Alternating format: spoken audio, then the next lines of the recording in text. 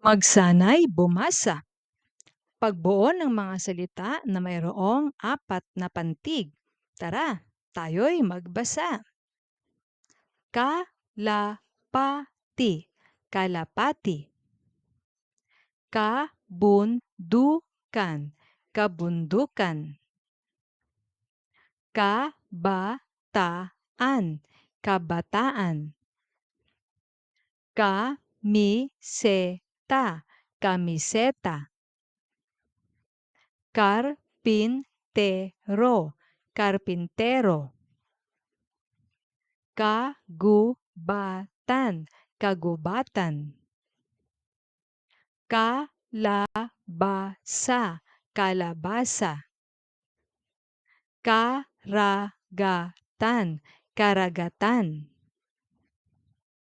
Kalikasan, kalikasan. Kaibigan, kaibigan.